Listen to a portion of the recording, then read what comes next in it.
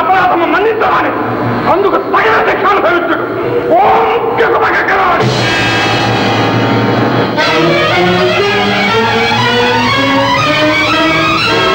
ఓం గజపగరాలి.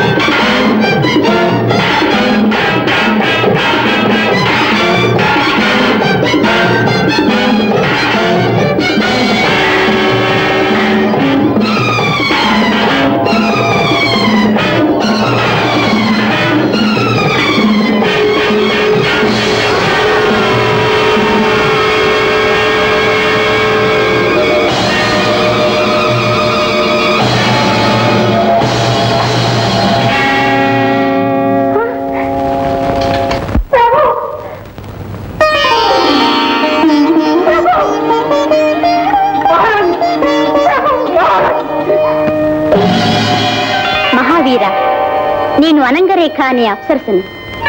నన్ను మాంత్రికుడు బంధించి తన ప్రాణాలను మోయడానికి నన్ను శిలగా మార్చాడు.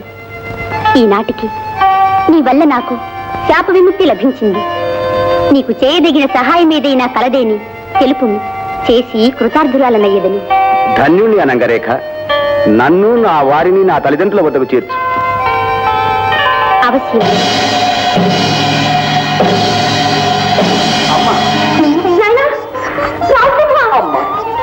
రాజా,